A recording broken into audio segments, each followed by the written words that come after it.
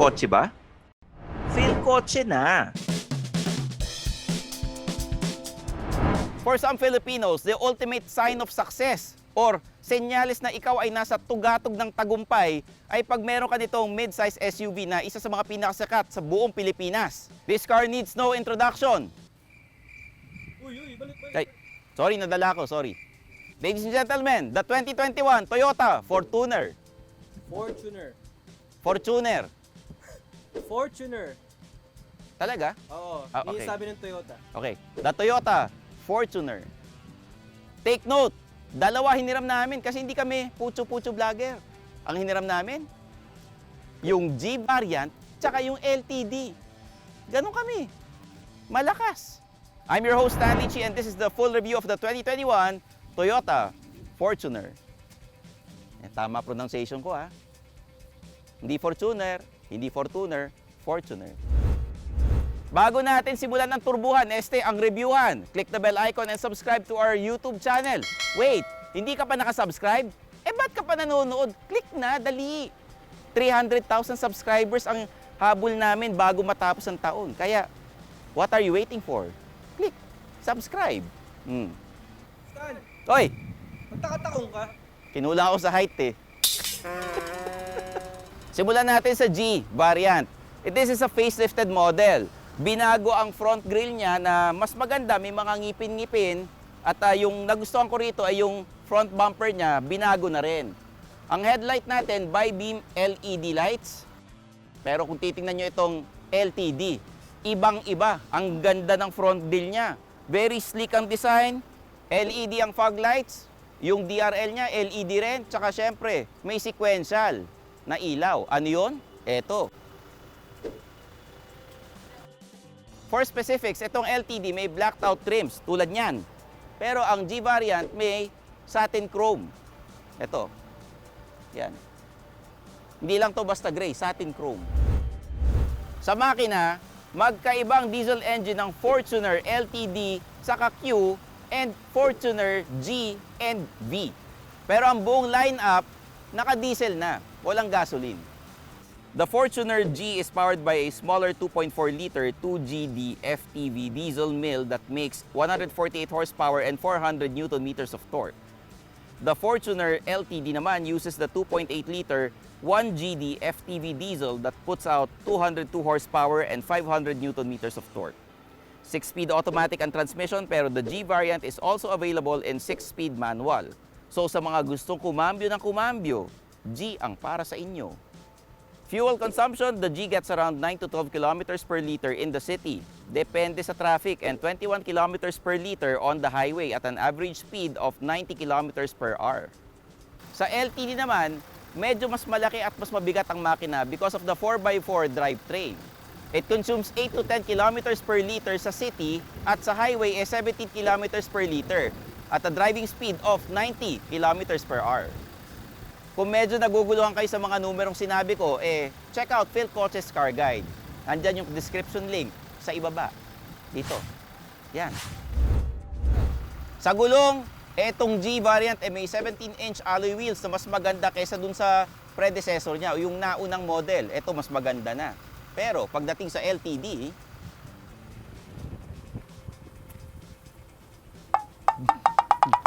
kadyot kayo ng kadyot. Dandahan. Pati ako napapamito eh. Yan. Siyempre, pagdating sa LTD, 18-inch alloy wheels. Nakita nyo naman, mas may karakter at mas maganda. Kayo na magsabi, mga Phil Kotse viewers, kung ano masasabi nyo sa gulong nitong LTD ng Fortuner. O nga pala, bago tayo magkalimutan, lahat ng variants ng Fortuner, may ventilated disc brake sa harap at likod. Ayos, di ba? Sa gilid, sobrang laki ng pagkakaiba ng G variant sa LTD. Yung G may solid color pero black out yung B, C, and D pillars for that floating roof effect. Sa LTD naman, blacked out din pero kasama yung bubong kasi LTD lang ang may two-tone na kulay. At makikita nyo naman, meron siyang chrome trimmings dito sa door handles at yung chrome accent dito. Yan. Ibang-ibang datingan, kahit kulay lang ang pinagkaiba. Lahat ng Fortuner pare-parehong sukat, lahat ng variants. 4,795 mm ang length, 1,855 mm ang width, at yung height niya, 1,835 mm. Yung ground clearance, wala namang binigay na saktong sukat yung Toyota, pero more or less, 200 mm yan. Take note, etong LTD variant may roof rail. Actually, halos lahat except for the G variant. So kung magpapalagay ka ng roof rack sa G variant, hindi siya readily possible. Sa likod, wala naman tayong masyadong pinagkaiba dun sa sinundan ng G variant. Halos pareho lang, pero ang maganda rito, LED yung likod niya, yung taillights. Tsaka meron siyang rear camera. Ito namang LTD variant, yung likod niya, meron siyang LED taillight na may black outline na parang eyeliner. Tsaka meron siyang ilaw na nagsasabing may pambili ka ng mas mahal na Fortuner. At syempre, yung sequential lights dito, huwag kakalimutan. May ilaw-ilaw yan. And halos lahat ng Fortuner na variant, except for the Gia, yung camera niya 360-degree camera. Kaya sulit na sulit yung bahay nyo rito. Yung LTD, yung Q, tsaka yung B na variant, yun ang meron. Pero itong G, rear camera. Sa likod, magkasukat ang trunk space ng parehong variants. Walang lugian dito. Pero sa G variant, manual tailgate. Sa LTD, hindi ko nakita, sorry, hindi ko nakita. Dito sa LTD, power tailgate. Yan, ayaw eh. Yan. Tagal eh. Oh. Yan, oh. Dedemo ko. Dito sa likod, ganun pa rin ang pag-adjust ng mga upuan. Pagilid.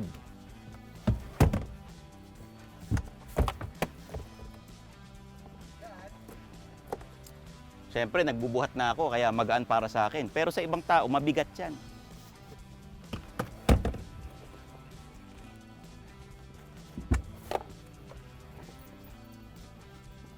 Yan. Pagilid, so yung horizontal space niya, vertical space, medyo naapektuhan. Kasi nga, medyo may upuan. So, mataas yung loading height. So, kung magbubuhat kayo ng grocery, kailangan nyo ng tulong pag medyo mahina kayo. Kaya, buhat-buhat din. Yan. Inside the Fortuner G, kung nakasakay ka na sa outgoing model, medyo familiar ito kasi carry over siya nung outgoing model. At nandito pa rin yung digital clock sa gitna ng aircon vents, tapos yung dalawang poste na pumapagitna sa center console. For the G, you retain ang steering wheel pero may audio buttons na. Walang cruise control. May digital display sa gitna ng dalawang analog gauges that displays essential driving info. Ang infotainment system ng G, 7 inches. I'm so proud, 7 inches. Siyempre, may Apple CarPlay and Android Auto. Eto na tayo sa ating paboritong segment. Nasaan ang smartphone mo? Wala namang ganyan. Dito natin ilalagay. Okay. Pag pinindot mo yan, pwedeng lagyan ng kape. Yung saksakan ng USB, nandito. So medyo makalat lang ng konti yung kable. Pero ayos lang. As for the seats, fabric siya, malambot naman, pero manual adjustment sa driver and passenger. Pagdating naman sa LTD, aba, ibang level to. Leather seats and yung center console niya pati ang ganda. Yung dashboard niya leather din. May red accents. Yung manibela, leather na may malakahoy na pangsibak. Pwede. O nga pala, may paddle shifters na rin dito para mas kontrolado mo yung gears mo. Magagamit mo yan sa bundok o sa highway.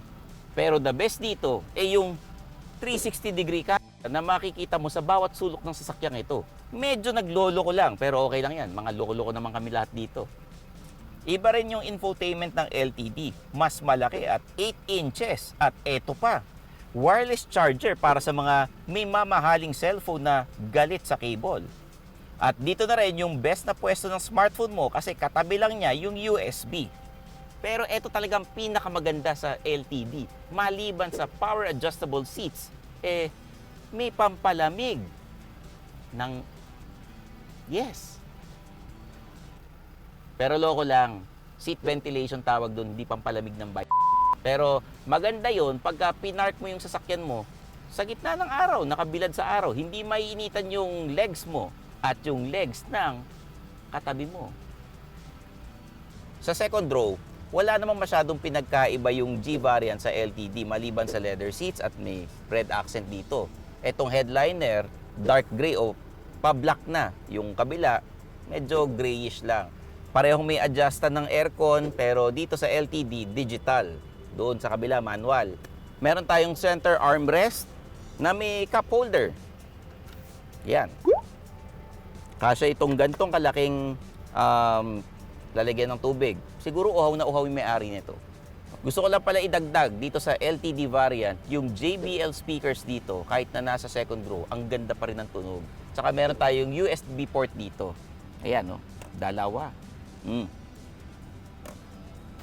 Sa likod, madali lang.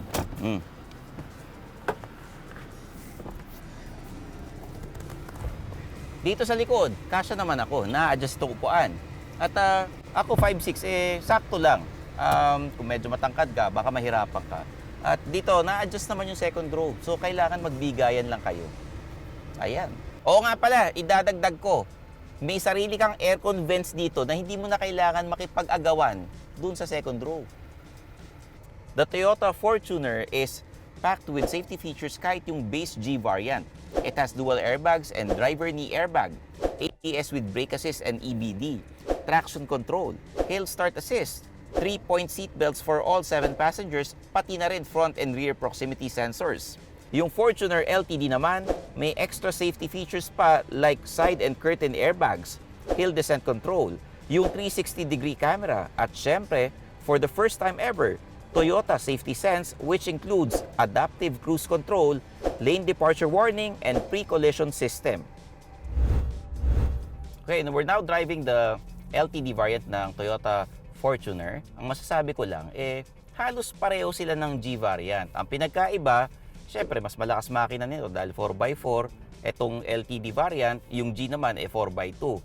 Pero, yung manibela niya, dati ng flow ng Toyota Fortuner yung medyo mabigat itong manibela. Hindi naman sa magkakamuscle ka, pero medyo mabigat lang talaga. Yung 4x4 drivetrain niya, okay for off-roading. Kasi, meron din tong rear differential lock. Ang isa pang maganda rito, okay yung driving visibility mo kasi mataas yung suspension niya Kita mo agad. Speaking of suspension, meron tong double wishbone sa harap and multi-link sa likod. Ang isa lang nakita ko rito, medyo maalog yung Fortuner in general. Kaya ingat-ingat sa mga zigzag para hindi mahilo yung mga pasahero. Prone din ito sa dips and dives pag nag-brake ka at nag-accelerate. Ang isang nakita kong magandang ginawa ng Toyota, in-improve yung ingay na hindi masyado maririnig yung ingay sa labas. Tsaka yung nginig ng makina ng diesel, hindi mo maririnig dito sa loob. To sum it all up, meron ng reputasyon na maganda itong Toyota Fortuner pagdating sa mid-size SUV. Kaya as a passenger, as a driver, siguradong hindi ka bibibuin pagdating sa ride comfort and performance.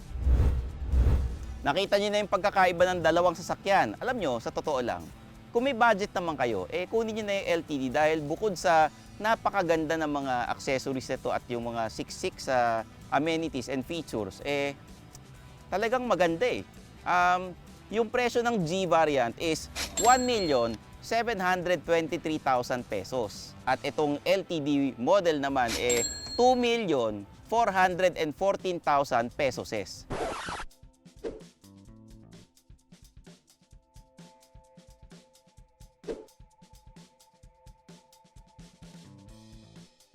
So, kayo na ang bahala. Nasa sa inyo pa rin naman yung desisyon. Oo nga pala, bago tayo magpaalam, alam nyo, kung fan kayo talaga ng Phil Kotse, lahat ng videos namin, papanoorin ninyo. Alam ko natutuwa kayo sa akin dahil pogi ako. Pero yung mga kasama ko, sila Jacob, sila Martin, magagaling yung mga yan. Sila nga nagturo sa akin Yung Joseph, medyo dubious character. Pero panoorin nyo rin. Okay yan. Yung Cholo, medyo ganun-ganun yung Cholo. Pero pwede na, sige, suportahan ninyo. So there you have it. I'm your host, Stanley Chi, ang inyong senpai ng turbuhan na nagpapaalala sa inyo. Huwag nyo akong landiin. Baka ma-inlove kayo sa akin. So paano ba yan? Kita-kits tayo sa next video. Bye-bye! Thanks for watching. For the latest news, reviews, and anything you want to know about cars and car ownership, visit philcoche.com. Follow us on YouTube, Facebook, Instagram, and Spotify para hindi ka huli sa usapan. Tandaan, kotse ba? Philcoche na!